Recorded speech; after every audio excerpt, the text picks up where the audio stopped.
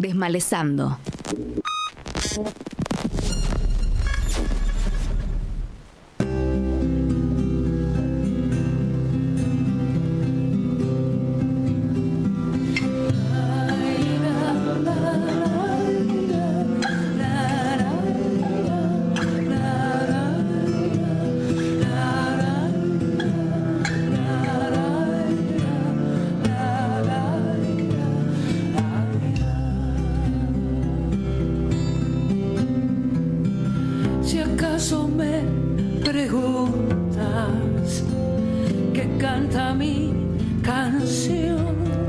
Hola, buenas noches a todas y a todos. ¿Cómo te va, Lili? ¿Qué tal? Hola, ¿qué tal? Buenas noches a todos y todas. Muy bien, aquí Muy bien. estamos. Bueno, acá estamos. Nuevamente iniciando. En el medio del desbarajuste. Nadando como se puede en el desbarajuste. Pero ahí, remando y con ganas. Está bueno esto de remar en dulce de leche, está muy bueno. Sí, claro. Sobre todo por el dulce de leche. Sobre todo por el dulce de leche. Exactamente. Bien, en relación con todas estas bromas en las que estamos iniciando, vamos a mencionar algunas cosas que no son broma.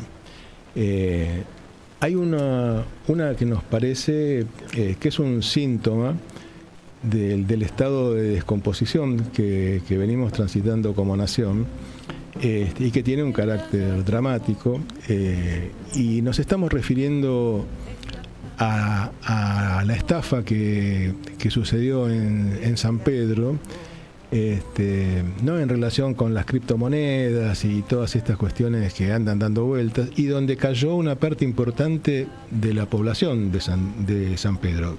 Casi el 30% de la población fue víctima de esta estafa.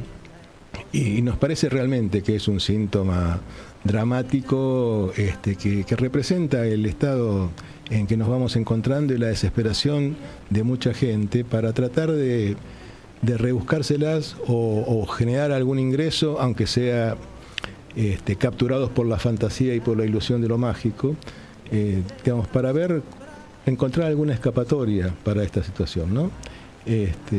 Y realmente es patético encontrarse transitando por estas cosas como nación. Es cierto que no es la primera vez que las transitamos, pero esta tiene una dimensión impactante realmente. Sí, es llamativa la dimensión, la densidad, ¿no? En relación a lo representativo respecto de un pueblo. Yo pensaba en esto que vos decías de la fragmentación y de la desesperación o de la búsqueda, ¿no? de ver por dónde ganar dinero. Y pensaba también en ciertos paradigmas que se vienen como inscribiendo y que inclusive han sido paradigmas de campaña de este gobierno, ¿no? Respecto del tema del valor del dólar, de ganar, de las ganancias, de lo financiero, ¿no? Más que de lo productivo en términos de matrices productivas y de trabajo. Y paralelamente en este punto hay otra cuestión que se plantea, que se informa en el boletín oficial respecto de cómo se habilita a partir de los 13 años a jóvenes, niños, adolescentes, no sé, púberes, a través de representantes, por supuesto, a poder empezar a tener ahí lo que llaman una educación financiera, ¿no? A tener intervenciones y acciones vinculadas con la bolsa de valores. Se desactiva el programa de Conectar Igualdad, pero se habilita la educación financiera.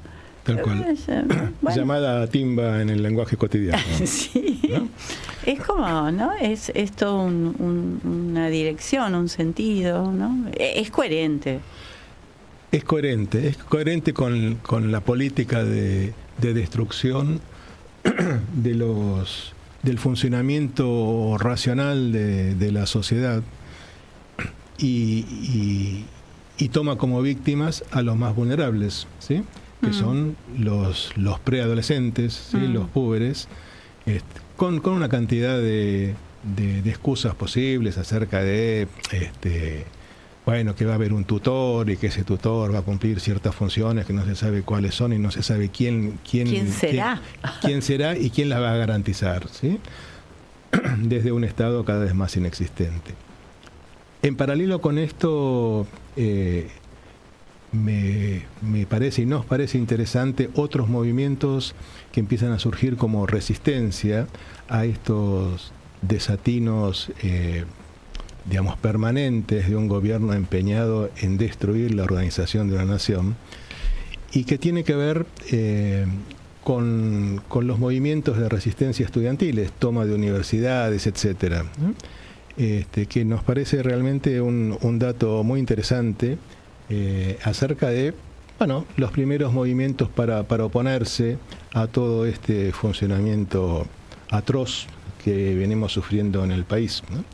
Sí, bueno, me parece esta cuestión de algo que se despierta en ese sentido, y además con la pulsión que implica, que es los estudiantes, pero además es los docentes, los no docentes, digo, no solamente los estudiantes, ¿no? Y que viene como a estar en la vereda enfrente, en el sentido de que lo que allí se propone es el pensar, el pensamiento, el conocimiento, la capacitación, la formación, el acceder a una capacitación, un título que te permita, bueno, supuestamente con la expectativa de la movilidad social. Y esta idea de que en realidad en la universidad pública, esta demonización que está apareciendo respecto a la universidad pública, que son los hijos de los ricos son los que van a la universidad pública, digo, ¿no? Bueno, todo este contexto, y además las experiencias históricas y los antecedentes de lo que ha sucedido en distintos países en el mundo y en distintas épocas con los levantamientos estudiantiles, ¿no? Así La es. consecuencia de eso, digo, es como desconocer el impacto que tiene intentar allí como meterse de esta manera tan brutal con una franja de la sociedad que es tan sensible y tan importante, Sí, además, ¿no? y me parece que allí se conjugan dos situaciones. Una es la que decías vos en términos de la importancia de las universidades, la importancia de la educación, la movida de las juventudes en defensa de esto que representa una tradición histórica en nuestro país. Y el otro aspecto también, que nos parece que es importante en todo esto, es la instalación con este movimiento que hacen las juventudes de oposición a estas actitudes y a estas intenciones del gobierno, encabezando una resistencia importante que tiene también su peso histórico, y que la revista Anfibia, en una publicación en Instagram, lo define de una forma muy interesante, que es: apareció el rival de Milei, o Milei tiene rival, ¿no? Y este posicionamiento político de las juventudes es reconfortante, es lo que una parte importante de la sociedad estaba reclamando, que empezaran a aparecer rivales de Milei, que empezaran a aparecer resistencias que no fueran fragmentarias, sino unificadas, por lo menos en un sector. Sí, sin dudas es un hecho político, ¿no? Más allá de lo partidario, me parece que es un hecho político en tanto una política pública, ¿no? La defensa de una política pública, de una institución, de una posibilidad, de una alternativa, de algo que abre, digamos, caminos para las personas, ¿no? Más allá de las edades, pues no solamente son pibes, ¿no? Los que van a la universidad. Y justamente lo que las juventudes han empezado a hacer en forma contundente y bien visible es el ejercicio de su libertad para resistir, de su libertad para pensar distinto, ¿sí? Utilizando este concepto tan bastardeado y tan manipulado por los libertarios. En relación con este tema, justamente, con el tema de la utilización que los libertarios hacen del concepto de libertad, la manipulación y el trastocamiento de sentidos que hacen de este concepto y los riesgos que eso implica, en un ratito vamos a poder charlar con Sabrina Morán. Ella es doctora en Ciencias Sociales, es magíster en Ciencias Políticas y es licenciada en Ciencias Políticas. Y ella ha escrito un artículo y viene trabajando todo este tema de el trastocamiento de sentidos que los libertarios hacen del concepto de libertad, la utilización y las confusiones que establecen en términos de las nociones de república y democracia. Y lo vamos a charlar con ella para poder como empezar a desmalezar la confusión que se va sembrando en relación con estos temas. Así que bueno, escuchamos un tema musical y enseguida iniciamos la conversación con Sabrina.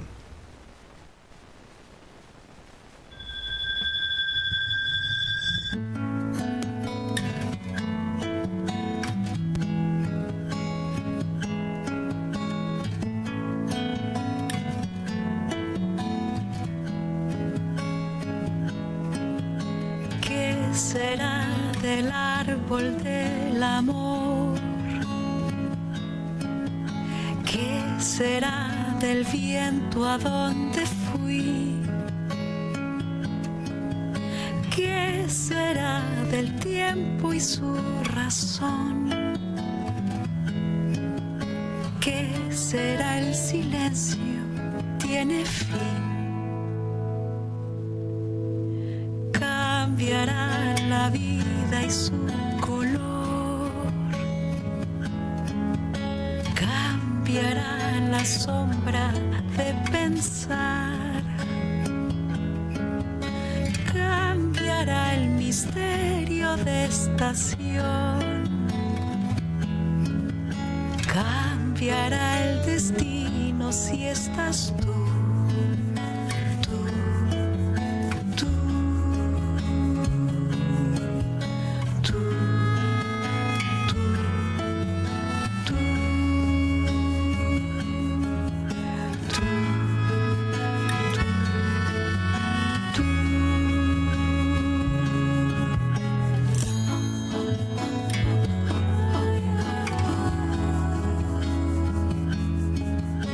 Volverá la estrella sin morir. Volverán los mares, volverán. Volverá la lluvia sin dolor. Volverá el abrazo si estás tú.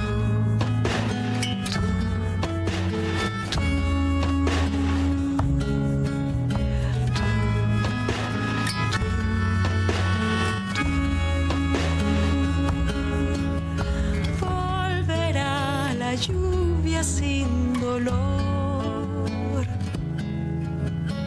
Volverá el abrazo si estás tú.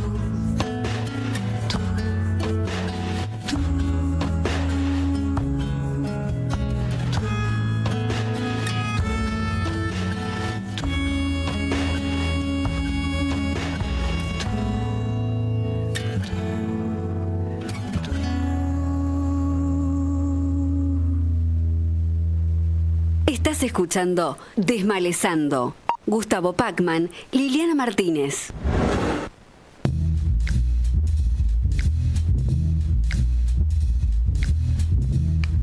Bueno, muy bien. Bueno, estamos entonces ya con Sabrina Morán. La presentamos hace un ratito. Te agradecemos nuevamente, Sabrina, el tiempo que nos dedicas. Y vamos a tomar como base un artículo que vos publicaste hace un tiempito, que si no me equivoco se llama Viva la libertad, carajo. Una frase muy lamentablemente. ¿Qué título ese? No sé de dónde habrá surgido, no sabemos. Es la creatividad de Sabrina que encontró esa forma de nombrar. En ese artículo, Sabrina, que es re interesante y bastante complejo, Vos hacés un recorrido desde la constitución de la nación en torno a un proyecto de república, que era el planteo de los intelectuales y las élites de la época, culminadas las guerras de la independencia. Hacés un recorrido por el desarrollo del tema de libertad, comparándolo también con posturas de filósofos, politólogos, ejemplos varios. Y allí, entre las cosas que se plantean en este artículo, vos planteas por un lado la noción de república, por otro lado, y por otro lado la noción de democracia, planteando que son dos cuestiones que a veces convergen y que a veces divergen, ¿sí? Pero nos parece interesante poder arrancar por esto, porque habitualmente se nos ocurre que república y democracia son manejados como si fueran conceptos similares y que aparecen pegoteados unos con el otro, ¿no? Así que si te parece, te pedimos que nos aclares un poquito sobre estos temas, sobre estos dos conceptos, y seguimos después dialogando. Bueno, muchas gracias por la invitación, por la introducción. Estoy muy contenta de estar acá y entusiasmada de poder conversar con ustedes de algo que me obsesiona un poco y que traté de poner en palabras en ese artículo un poco densamente, creo, ¿no? Como sí, que hay mucha cosa apretada y por lo tanto, como este programa nombra, quizás acá podemos desmalezarlo un poco y darle un poco más de profundidad. A mí, una cosa que no sé si es que me preocupa, pero que me importa, justamente es esa distinción que vos traías entre república y democracia como dos conceptos que nombran cosas distintas, ¿no? Se podría pensar desde muchos lugares, incluso desde el sentido común, digamos, ¿no? Porque son dos palabras que yo trabajo desde la teoría política, desde la historia de los conceptos políticos en Argentina, pero que están en nuestra lengua cotidiana, ¿no? Es algo en lo que pensamos, son prácticas que hacemos, es un régimen que sostenemos, un sistema institucional, un sistema legal, y una forma incluso de definir la forma política que nos hemos dado en estos 200 y pico de años, ¿no? Y una cosa que en mis investigaciones, etcétera, yo identifiqué, me interesó diferenciar, fue que de la transición democrática para adelante se generó una especie de sinonimia o de uso tal como cual, sinónimos, ¿no? Es decir, república o democracia es lo mismo. Ahora, el otro día leía a un colega que cito, creo, en el texto, Eduardo Rinesi, que le decía, bueno, república también es una palabra que nosotros usamos para hablar de la unidad política en general, ¿no? Bueno, un país, la República Argentina, la República Bolivariana de Venezuela, etcétera. Ahora, el planteo en que en general se recurre a la palabra república, no es un planteo que refiere a la unidad, al contrario, ¿no? En general, en los últimos años, diría en los últimos 15, 20 años por lo menos, se ha recurrido a la república para hablar de un posicionamiento político en la Argentina. Totalmente, claro.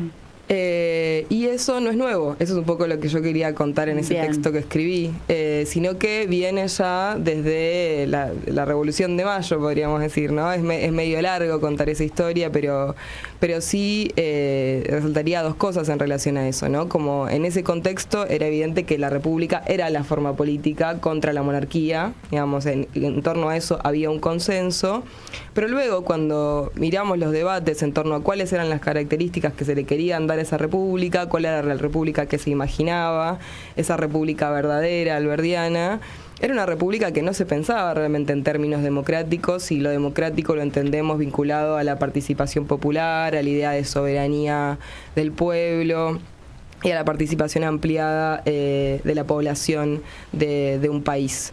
Claro, discúlpame, sí. Cuando mencionas esto, la participación ampliada, estamos ya pensando en la noción de la igualdad.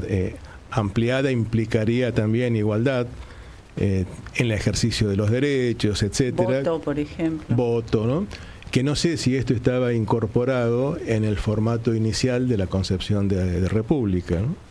No, de hecho es muy interesante porque el gobierno representativo, incluso para traer otra idea, otro concepto fuerte muy vinculado al de república, tampoco originalmente fue pensado en términos democráticos como nosotros lo pensamos ahora, que pensamos que un gobierno representativo es un gobierno electo mediante elecciones con sufragio universal. Eso no tenía nada que ver, eran dos ideas y dos conjuntos de instituciones que iban por carriles separados en el siglo XVIII y en el siglo XIX. Y después se fueron juntando, un poco la historia lo fue juntando, ¿no? Que es lo que yo sugiero ahí en el texto.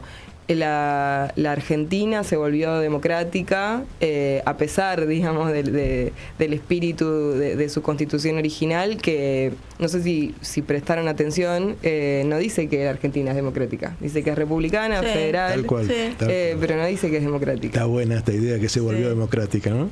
Está muy buena. Se fue volviendo democrática, yo pienso que un poco eso, con ciertas resistencias, ¿no? Y al mismo tiempo con cierta certeza respecto de que no había otra opción que democratizar esa república.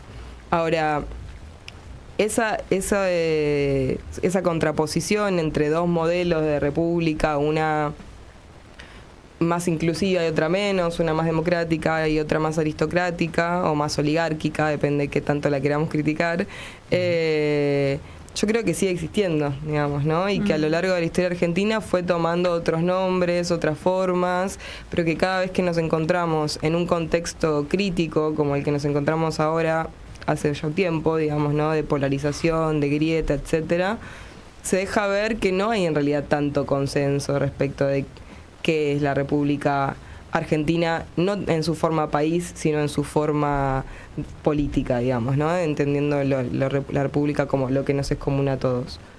Y entonces, al no haber tanto consenso acerca de lo que la República representa, me parece que también surge la pregunta acerca de el consenso sobre el valor de la democracia, ¿no? Como herramienta, ¿no? Porque me parece que una cosa es la república como formato de organización política y otro tema es la democracia como herramienta para el logro de ciertos objetivos o como forma, algunas veces ha sido forma de lucha, ¿no? Pero digo, me parece que no sé si también está en duda el valor y la valorización de la democracia como recurso, y cuál sería el punto de colisión que puede haber a veces con el formato de república. Bueno, es muy interesante el problema que traes y me parece que es, de hecho, el problema fundamental que tenemos por resolver, o sea, es muy difícil de resolver, pero que por lo menos hay que empezar a pensarlo, porque decíamos recién que en la transición democrática un poco eso aparecía junto, ¿no? Y aparecía, por un lado, muy fuerte la idea de que la república era el armazón institucional necesario para apuntalar la democracia, que nacía con mucha dificultad después de la peor de nuestras dictaduras militares. Y por otro lado, que la democracia traía la solución a todos los problemas de los argentinos, ¿no? Que decía el presidente Alfonsín, ¿no? Con la democracia se cura, se come, se educa. Y eso quería decir que había mucha expectativa, quería decir también probablemente que había un programa de gobierno que después no se llevó a término y que no le podemos saber del todo a eso. Había una intención de darle como un contenido a la democracia en ese punto, ¿no? Me parece interesante. Exactamente, y yo creo que en ese momento, yo creo, no sé, dice la historia, que en ese momento era mucho más complicado todo de lo que parecía, ¿no? Y que hubo que dar prioridad a algunos asuntos y la discusión acerca de ese contenido de la democracia, de ese horizonte de expectativas, de esa sustancia democrática que tiene que ver con lo que decías vos, ¿no? De los objetivos, a dónde nos lleva, ¿no? El año pasado se festejaron en Argentina en un contexto muy extraño, 40 años de democracia. Sí. Y dimos muchas charlas con colegas, ¿no? Porque bueno, uno es politólogo y anda ahí por ahí hablando de democracia. ¿Y de qué hablaron? Y hablábamos un poco, yo decía, bueno, claro, la gente ya no cree tanto en la democracia o no espera, porque no sabemos explicarle a las personas, o quizás tampoco lo sabemos nosotros, para qué la democracia, ¿no? O sea, bueno, la democracia es una forma de ordenar nuestra vida en común, ok. La democracia es una forma, es un régimen político que nos permite elegir un gobierno y que ese gobierno tenga la legitimidad de apoyarse en la soberanía del pueblo en su conjunto, está bien. pero parece que no es suficiente, digamos, ¿no? O sea, en ese momento, cuando la democracia nacía en Argentina en el 83, había un montón de expectativas, había un montón de promesas que después no se fueron cumpliendo, ¿no? Y me da la sensación de que la ciudadanía se fue cansando de esperar que la democracia le solucionara cosas que aparentemente no puede solucionar, ¿no? Y ahí sí me parece interesante pensar a la democracia no solo como un régimen político, que es como se terminó pensando, ¿no? Como eso, bueno, las elecciones, uno piensa en la democracia y piensa que va a votar y listo. Pero la democracia, dice un politólogo que me gusta mucho, que se llama Guillermo O'Donnell, es en realidad el resultado de la convergencia de tres tradiciones políticas. Una es el republicanismo, otra es el liberalismo también, y otra es la tradición democrática misma, ¿no? Una más vinculada a la democrática, a la participación popular más directa, la republicana al compromiso con lo público, y la liberal a cierta idea de protección de los derechos individuales, que yo creo que tampoco tenemos que relegar, ¿no? En un escenario donde parece que la libertad quedó al lado de los otros, nos toca también ver en qué medida eso es parte también del acervo democrático que se ha dado a la Argentina en estos 40 años. Un poco... Sí, dale, perdón. No, está bien. No. Si querés redondearlo, yo después... No, porque pensaba que también fue un reclamo muy, muy fuerte de la transición, el de la libertad. Exacto. Y de la protección frente al Estado. Claro. Ahora, introducido esta idea de la libertad y el concepto de libertad, empezamos a encontrarnos con los diferentes sentidos.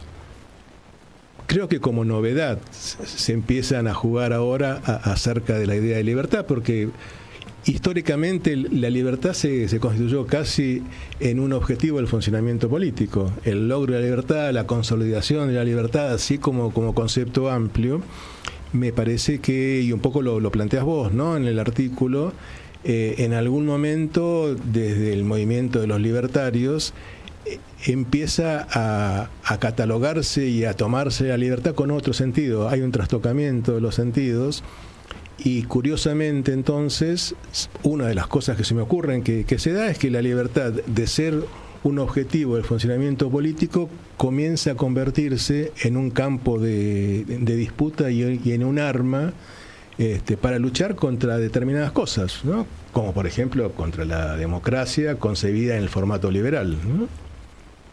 Sí, es muy importante tener en cuenta que si bien convergen la democracia, el liberalismo y el republicanismo, no nacieron juntos y no están intrínsecamente vinculados, ¿no? Entonces, como pueden coincidir, también pueden dejar de coincidir, ¿no? Y eso es algo a lo que quizás estamos presenciando en este momento, ¿no? El devenir autoritario de nuestra democracia. Tal cual. En nombre de la libertad, ¿no? Esa es la paradoja. Claro, esta es la paradoja. Sí.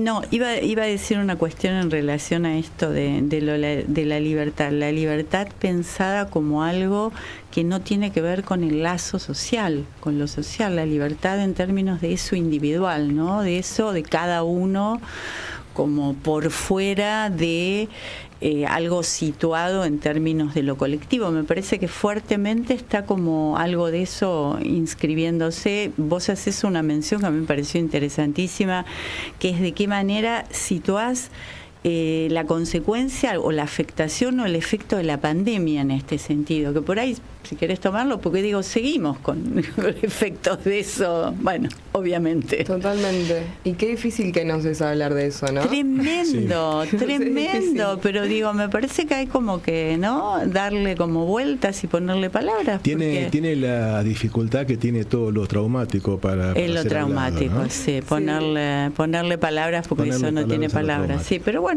tratemos de ponerle. Invitamos a ponerle palabras. Lo voy a intentar. Es un trauma colectivo muy grande, ¿no? Como que fingimos que pasó hace muchísimo tiempo y fue hace muy poco. Y fue mucho tiempo también, ¿no? Y yo me acuerdo en ese momento, cuando apenas había empezado la pandemia, el confinamiento acá en Argentina, que ya en marzo hubo una primera movilización en nombre de la libertad y contra el comunismo. Y yo me acuerdo que me reí. y dije, qué ridículo esto. Esto no es una consigna de la Argentina. Claro. Esto es la importación de un problema político de otra latitud, qué sé yo, europeo. En Argentina nunca se habló demasiado de comunismo, obviamente hay Partido Comunista, tradiciones de izquierda, etcétera, pero quiere decir, nunca se constituyó como un enemigo del comunismo, ni mucho menos. No participamos en la Guerra Fría de esa manera, tenemos el peronismo, es otra historia.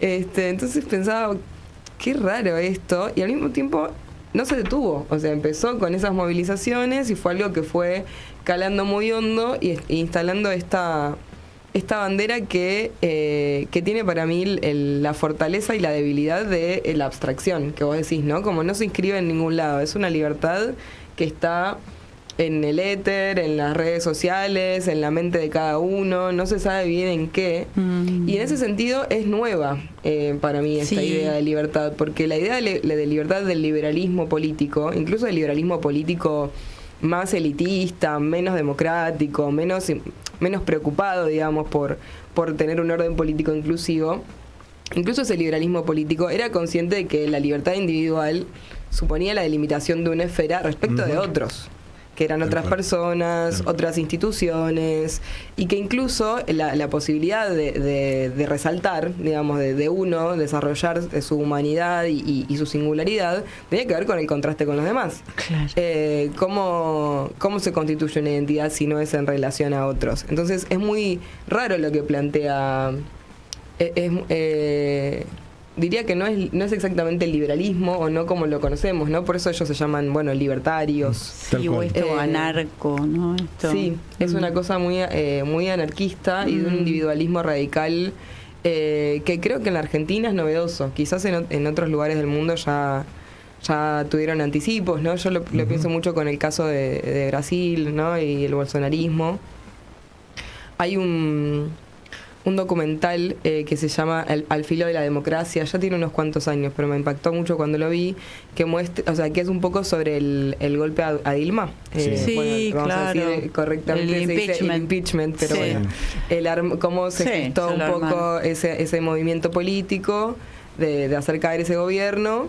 Y muestra movilizaciones en las grandes ciudades brasileñas, donde ya hay una fuerte violencia social contra el comunismo, ¿no? Con la consigna contra el comunismo. Allá podemos decir que el PT se inscribe un poco más, ¿no? En la izquierda, comunismo. Claro. No, pero yo siento que hay algo de eso que se fue importando, ¿no? Y se fue armando un discurso en Argentina sobre algo que no es exactamente argentino.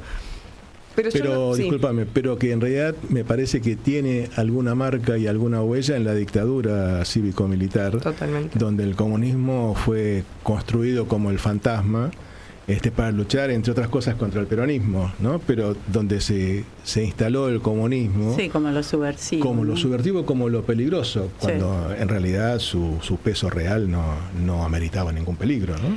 Bueno, yo estaba por decir que para mí es otra forma de tratar de acabar con el peronismo, en realidad. Totalmente, totalmente, creo que ahí está. No, bueno, como no funcionó con el nombre kirchnerismo, ahora le vamos a decir comunismo y después no sé qué.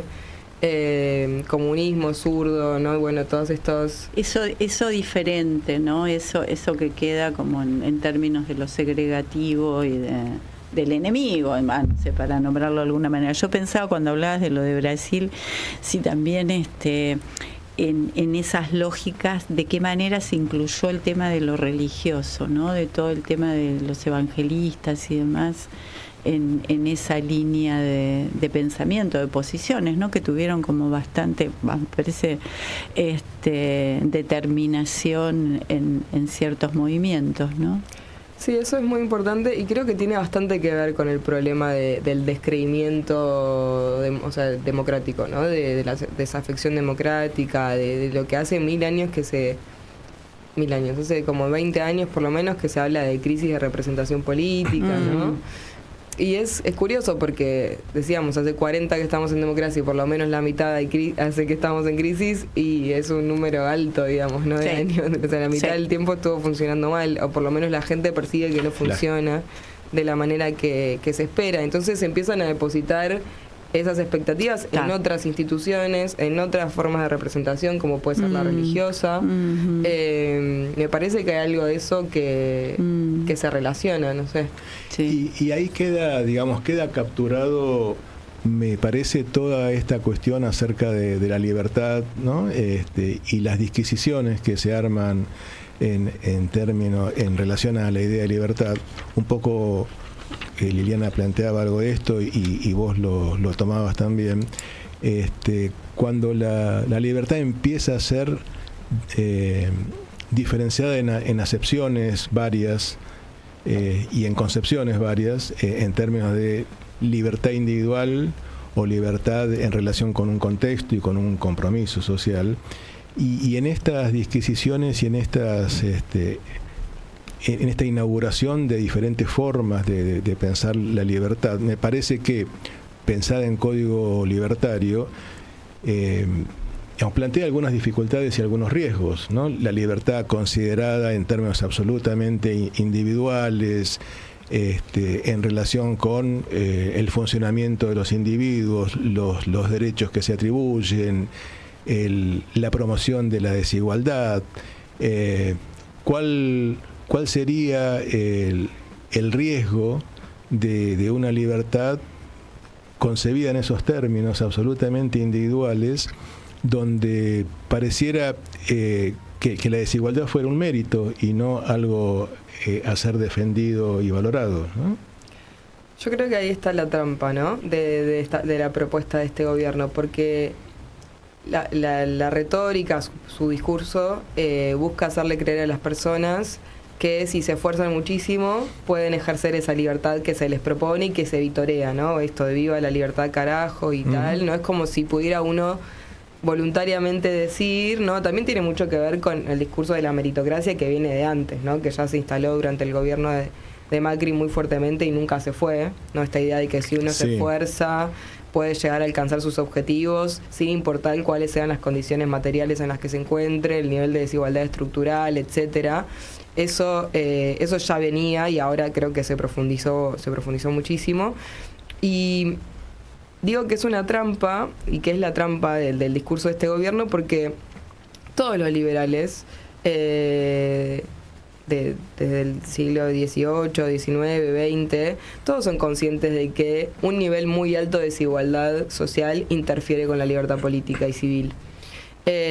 Aún si no les importa, digamos, no digo que sean personas buena gente, éticamente correctos, etcétera, solo que ubican allí una interferencia justamente en el ejercicio de la libertad. Si hay mucha desigualdad, va a haber un nivel de caos social y de irregularidades en el funcionamiento de la vida cotidiana, podríamos decir incluso, que no permitiría a las personas ejercer su libertad. Entonces, incluso si uno quiere ser el más libre de todos, si nuestro mundo en común, o sea, el mundo afuera de estas paredes se vuelve cada vez más caótico, es muy difícil ser libre, ¿no? Porque claro. ¿Qué vas a planear?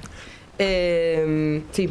Pero en el artículo, justamente vos develás, para usar un calificativo, la trampa, porque vos planteás que en realidad la libertad concebida en esos términos vive a la democracia como un obstáculo y como un enemigo, en definitiva, al que hay que combatir, porque la democracia trae un mensaje igualitario que está contenido en el concepto de justicia social que trae el peronismo. Bueno, el acceso a derechos tiene que ver con que alguna libertad vas ganando en tu terreno de la vida cotidiana, de tu calidad de vida, ¿no? Tal cual. Y entonces, ¿quién sería el defensor de esa posibilidad de libertad, de acceso a derechos y de lucha por el igualitarismo? Sería el Estado. Y ahí tenemos los grandes enemigos que combate el libertarismo, ahí ¿no? Hay los topos, libertarios. Ahí hay topos. Ahí están los topos, ¿no? Los que luchan contra el Estado, contra las nociones de igualdad, contra la justicia social, en aras de lograr o conseguir una libertad abstracta, como planteabas vos, que solo favorece la preeminencia de los poderosos, de los que tienen poder acumulado sobre el resto de la población, que solamente tendría a su disposición una libertad abstracta, ¿no? Exacto. ¿Puedo decir una cosita en Claro, relación a esto? todo lo que quiere. A mí me parece muy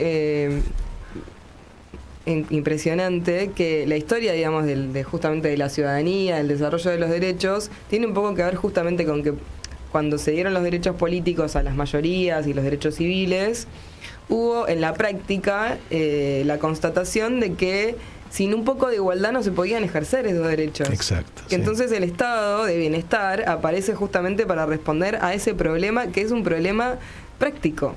¿Cómo voy a ejercer mis derechos formales? O sea, tengo este abanico de derechos formales, pero después vivo en la pobreza extrema, trabajo 1000 horas, tengo 200 hijos, no puedo ponerme a pensar en la política municipal. Entonces, el Estado se convierte en un actor que tiene la función social de garantizar, como decía, justicia social. Y es interesante porque además el concepto de justicia social en la Argentina está muy vinculado a la tradición justicialista, pero es un concepto de Occidente, claro, vinculado a la forma de bienestar del Estado.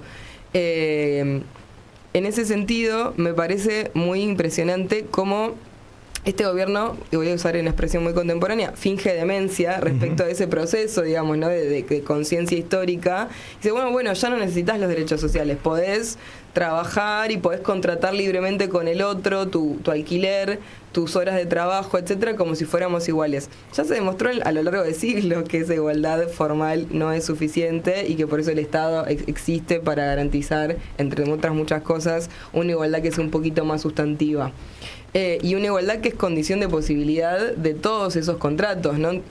Puede durar muy poco la ficción de establecer de vuelta que los acuerdos entre partes van a ser la manera en que se va a organizar el mundo.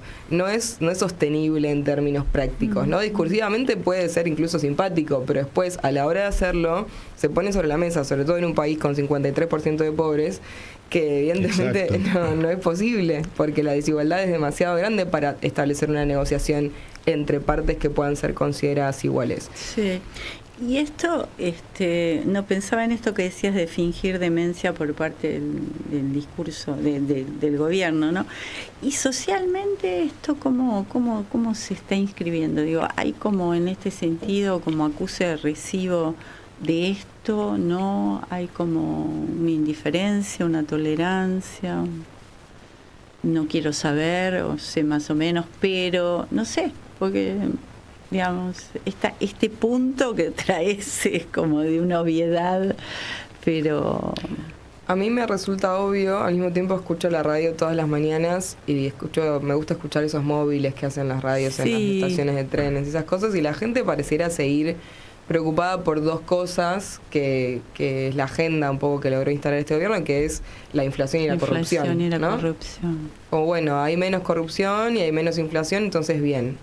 Pero al mismo tiempo está todo el mundo mucho más ajustado, teniendo que trabajar muchas más horas, usando ahorros, etcétera, ¿no? Como el lado de la materialidad pasa un poco eso.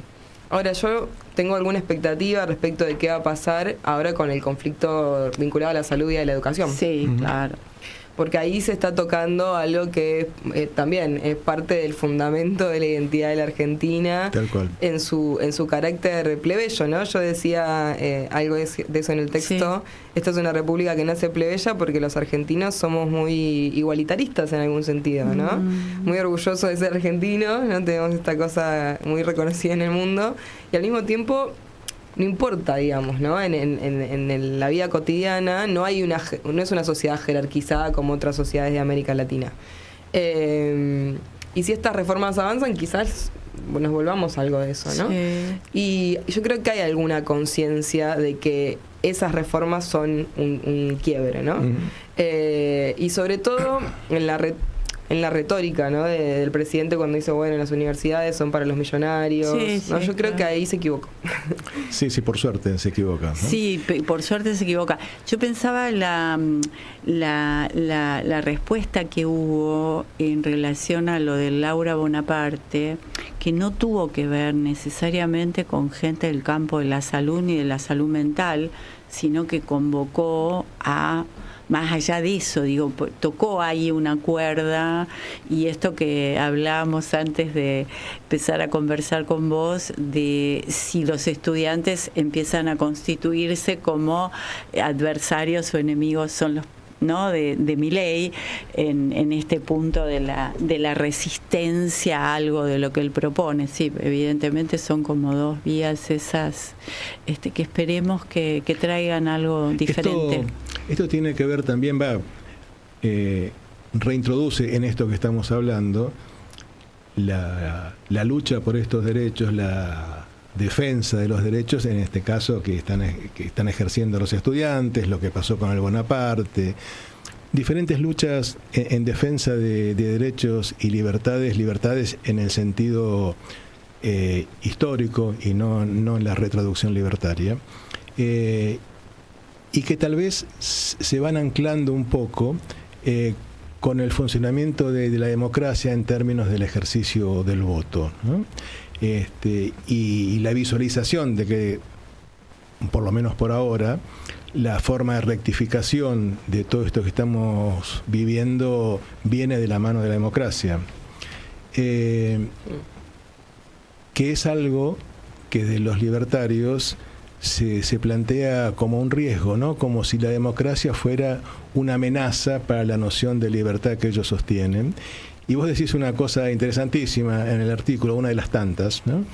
Que es que en realidad la libertad no está amenazada por la democracia, sino por la concentración del poder en pocas manos, ¿sí? Que me parece también un tema que, si bien no está en agenda todavía y no está visualizado como demanda mayoritaria, es un tema que por lo menos está bueno que sea planteado por aquellos que pueden interpretarlo un poco más claramente y ponerlo sobre la mesa, ¿no? Porque en realidad la democracia no es amenaza para la libertad, sino todo lo contrario, es una defensa de la libertad que posibilita la lucha por los derechos, ¿no? Sí, totalmente. Ahí hay varias cuestiones para pensar en relación a la concentración del poder en el presidente, podríamos decir en nuestro caso. Algunas que son como más institucionales. Diría rápidamente, la democracia nos permite elegir, entendida como régimen político, al presidente, pero también al Congreso, dos cámaras enteras de representantes que están, de hecho, que han sido electos mediante un sistema de partidos bastante heterogéneo, digamos. No es que la Libertad Avanza tiene bancadas mayoritarias, bien por el contrario, tiene bancadas muy pequeñas. Y sin embargo, está logrando gobernar con acuerdos políticos con partidos que fueron electos para representar una oposición a ese gobierno, ¿no? Ahí hay un problema efectivamente de representatividad y de hasta dónde funciona el lazo democrático que se establece entre representantes y representados, que me parece muy, muy problemático, me parece incluso sin precedentes. No sé si esto se había visto en algún otro momento de la Argentina así tan abiertamente, sin ¿no? pudor. Sin pudor. Sí, totalmente. Hay algo del sin pudor que circula como modalidades subjetivas y de modos relacionales que espanta, pero perdón. No, sí, eso, es muy a cielo abierto, ¿no? Como cosas que en otros momentos, que de hecho algunas son actos de corrupción, digamos, directamente, y están ahí ocurriendo en vivo, como todo el tiempo, y no pasa nada con eso.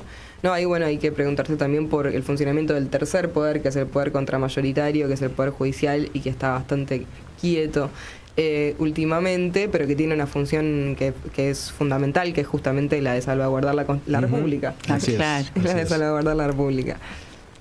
Bueno, vamos a tener que ir cerrando esta entrevista. Yo una sola cosita por ahí sí, me claro, quedó. No, porque abordamos solamente una partecita de lo que queremos charlar con Sabrina. Es para abrir bueno, y además es interesantísimo. No, cuando hablábamos de la libertad, ¿no? De qué manera queda esta palabra, este significado en este tiempo, pensaba esta cuestión como retrógrada que aparece en relación a una moral como de otra época, ¿no? En esta libertad que se plantea, pero digo, aparecen valores y posiciones y prejuicios y estigmas que son como, ¿no? Eso como lo pensás, lo ves, ¿qué pensás de esto? Es un un grito de libertad muy conservador en muchos sentidos, ¿no? Porque resitúa en el presente un montón de prejuicios y de debates que considerábamos ya dados y que ahora hay que dar de nuevo. Sí. Y muestra que eso no es una libertad para todos, ¿no? Es una libertad para algunos, ¿no? Diría rápidamente para hombres, blancos, de cierta clase social, con cierto poder adquisitivo, ¿no? Hay un montón de actores que quedan por fuera de eso. Interesante como para situar Argentina eso. De 1900, ¿no? Claro, bueno, él dice, ¿no? Siempre de 200. Sí. Bueno. Antes del sufragio universal. Tal cual. Bueno, bárbaro. Habrá que seguirla en otro momento. Habrá que seguirla. Sabrina. Sí. Cuando quieran, encantada. Buenísimo. Muchísimas gracias. Bueno, Sabrina, te agradecemos muchísimo. Yo a ustedes. Un Que placer. estés muy bien, un abrazo. Bueno, estuvimos charlando entonces un rato largo sobre estas ideas y punteando algunas que quedan pendientes para otra charla con Sabrina Morán. Ella es licenciada en Ciencias Políticas, es doctora en Ciencias Sociales y magíster en Ciencias Políticas también. Sabrina, muchas gracias. Y vamos a escuchar ahora entonces, en la continuidad del programa, el micro de Marisa. Dale, ahí vamos. Hola, buenas noches a todas y a todos, espero que se encuentren muy bien.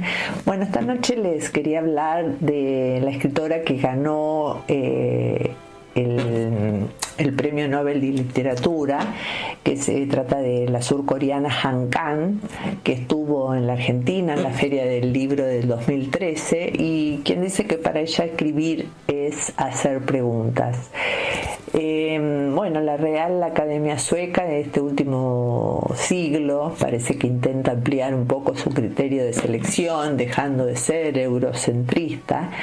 Y Han Kang se trata de la primera persona surcoreana en recibir el galardón y la 18ª mujer en ser elegida entre los más de 100 premiados en la historia del Premio Nobel. Así que bueno, celebramos el cambio en la Real Academia Sueca.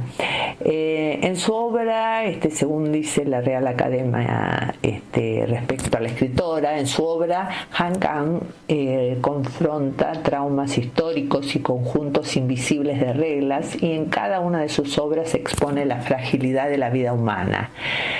Tiene una conciencia única de las conexiones entre el cuerpo y el alma, los vivos y los muertos, y en su estilo poético y experimental se ha convertido en una innovadora en la prosa contemporánea.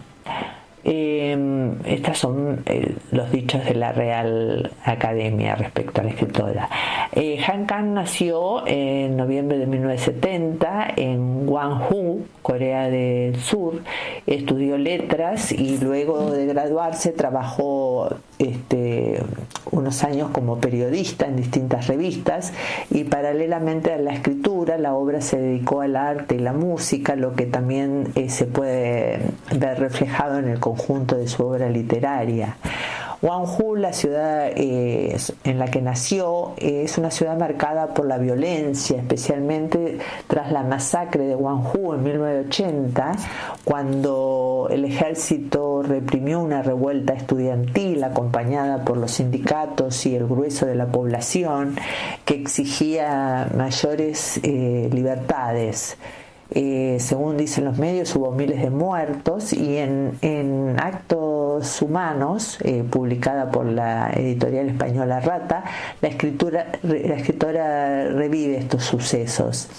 Durante su infancia Kang se mudaba constantemente. Su padre era novelista, era una familia muy pobre, se trasladó a Seúl cuando tenía 11 años y aparentemente siempre cambiaba de escuela, y los libros que había en su casa, porque su padre era escritor, fueron su compañía y hicieron que no se sintiera tan sola.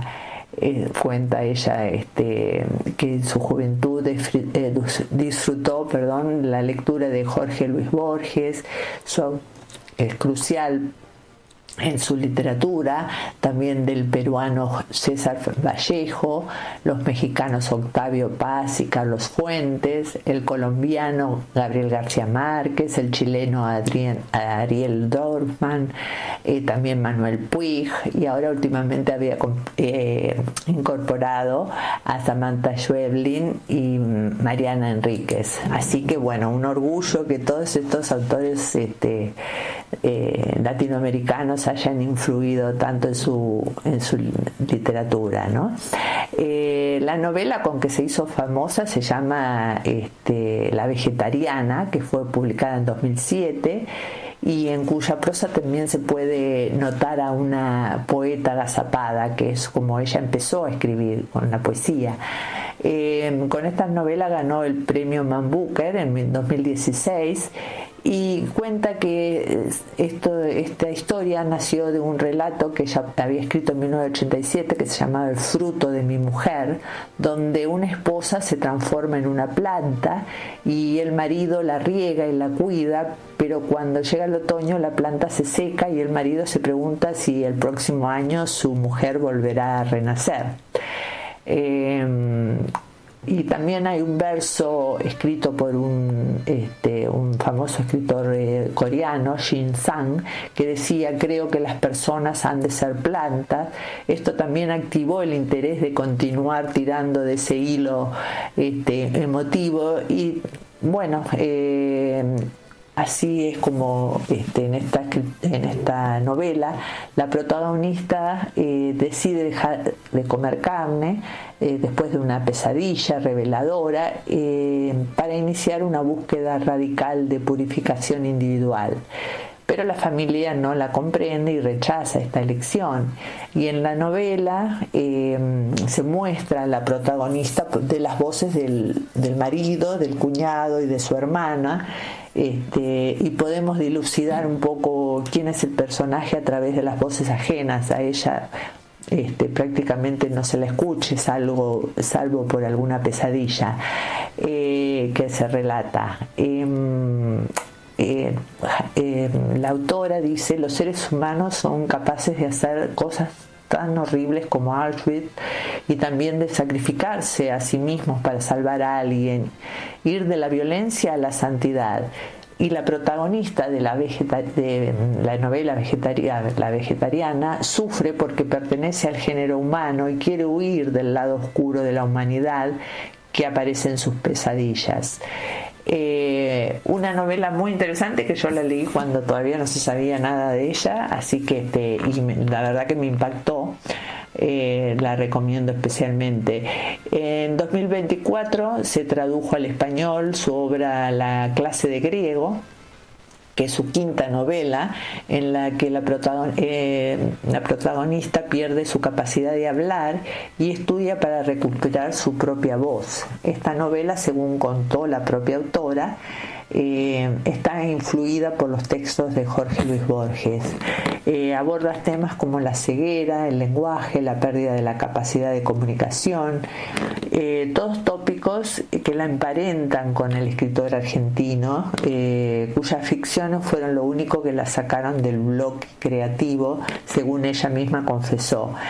Las condiciones mentales del protagonista masculino de La clase de griego son similares a las de Borges, al igual que en Borges la filosofía budista también está profundamente arraigada en su pensamiento. Los libros de cuentos que publicó en coreano, como El amor de Jesús, El fruto de mi mujer, que es la que inspiró La Vegetariana, Caja de lágrimas y El diseño amarillo de la eternidad, no están aún traducidas al español. Y las novelas que había publicado antes de hacerse conocida a nivel mundial, como son El venado negro o Tus frías manos, todavía tampoco han sido traducidas al español, y novelas posteriores a La clase de griego y a La Vegetariana tampoco, como pueden ser Bien el muchacho o Actos humanos, que aparentemente es una novela fabulosa, que ahora con el premio Nobel pensamos que va a ser una puerta para que puedan circular más libros de esta autora muy buena y bueno, que ya ha sido traducida en más de 30 idiomas muchos de sus libros, así que los esperamos con ansias que puedan ir llegando a nuestro país. Así que bueno, espero que les haya interesado y que tengan una muy linda semana. Nos encontramos el próximo miércoles. Chau, chau. Desmalezando, miércoles de 20 a 21. Bueno, muy bien. Bueno, interesante el micro de Marisa, digamos, ayudándonos a conocer a Han Kang, la Premio Nobel de Literatura surcoreana, que también tiene, como nos contaba Marisa, una vinculación importante con lo latinoamericano, con escritores y con la cultura latinoamericana, ¿no? Y el hecho de que su libro, por lo menos uno de ellos, el primero, haya sido traducido al español. Yo no sé si es una de las pocas escritoras surcoreanas, ¿no? que ha sido traducida a nuestro idioma. Así que bueno, realmente rico esto, como también fue muy, muy rica e interesante la entrevista que tuvimos con Sabrina Morán, ¿no? Charlando sobre estos temas complejos que ella ha desarrollado. Sin duda, sí, las dos cosas muy interesantes y con Sabrina para seguirla en algún otro momento, sin dudas, y en relación a la Premio Nobel de Literatura, para leerla. Tal cual. Y en castellano, lo cual es... Sí, porque por ahora por otro, ahora. no, a mí particularmente no me es posible, no me sería posible. Bueno, bárbaro. Bueno, muy bien. Nos vamos despidiendo entonces. Esperamos que lo hayan disfrutado como nosotros el programa. Y nos estamos encontrando la semana próxima. Gracias para Marcos, gracias a Guillermo en la operación, a Marisa con el micro. Gracias, Lili. Bueno, un abrazo, hasta el próximo miércoles. Abrazo. El sol del corazón